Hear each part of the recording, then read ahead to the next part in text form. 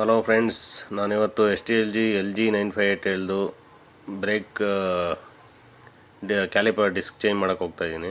ನೋಡಿ ಯಾವ ಥರ ತೋರಿಸ್ತೀನಿ. ಈಗ ಫಸ್ಟು ವೀಲ್ ಬಿಚ್ಚಾದಮೇಲೆ ನೆಕ್ಸ್ಟ್ ಬಂದು ನಿಮಗೆ ಅಲ್ಲಿ ಬ್ರೇಕ್ ಕ್ಯಾಲಿಪರ್ ಕಾಣಿಸ್ತಾಯಿಲ್ಲ, ಅದರಲ್ಲಿ ಅರ್ಧ ಬಿಚ್ಕೊಳ್ಳಿ ಸಾಕು.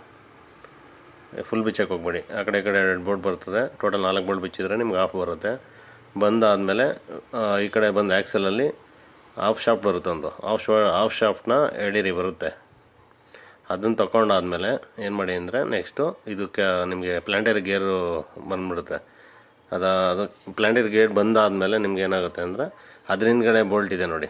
ಈ ಬೋಲ್ಟ್ಗಳು ಬಿಚ್ಕೊಂಡ್ರೆ ನಿಮಗೆ ಫುಲ್ಲು ಡಿಸ್ಕ್ ಅಸೆಂಬ್ಲಿನೇ ಈಚೆ ಹೊರಗಡೆ ಬಂದುಬಿಡುತ್ತೆ ನೋಡಿ. ಈ ಫುಲ್ ಅಸೆಂಬ್ಲಿಗೂ ನಿಮಗೆ ಈಚೆ ಬರುತ್ತೆ.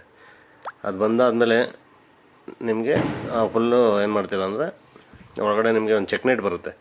ಚೆಕ್ ನೆಟ್ ತೋರಿಸ್ತೀನಿ ಆಮೇಲೆ. ಅದು ಚೆಕ್ ನೆಟ್ ಬಂದಮೇಲೆ ನೋಡಿ, ಈಗ ಆಲ್ರೆಡಿ ಈ ಕಡೆ ಲೆಫ್ಟ್ ಹ್ಯಾಂಡ್ ಸೈಡ್ ಬಿಚ್ಚಿಟ್ಟಿದ್ದೀನಿ ನೋಡಿ. ಪ್ಲಾಂಟರಿ ಗೇರ್ ಬಾಕ್ಸ್ ಯಾವತ್ತೇ ಆಗಲಿ ಈ ಥರ ದಬಾಕಿಡಿ, ಉಲ್ಟಾ ಇಡಿ.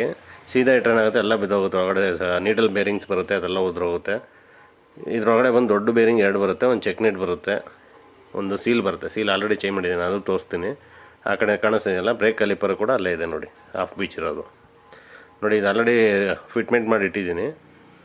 ಒಳಗಡೆ ಬಂದು ಸೀಲ್ ಬರುತ್ತೆ ಒಂದು, ನಿಮಗೆ ಕಂಪಲ್ಸರಿ ಚೇಂಜ್ ಮಾಡಲೇಬೇಕು. ಅದು ಒಳಗಡೆ ಸೀಲ್ ಬರುತ್ತೆ, ಸೀಲ್ ಕಂಪಲ್ಸರಿ ಚೇಂಜ್ ಮಾಡಲೇಬೇಕು. ಡ್ಯಾಮೇಜ್ ಆಗುತ್ತೆ ತೆಗಿ ಟೈಮಲ್ಲಿ, ವೆಯ್ಟ್ ಇರೋದ್ರಿಂದ ಬ್ಯಾಲೆನ್ಸ್ ಇರೋಲ್ಲ, ಡ್ಯಾಮೇಜ್ ಆಗುತ್ತೆ, ಹೊಸದು ಹಾಕಬೇಕಾಗುತ್ತೆ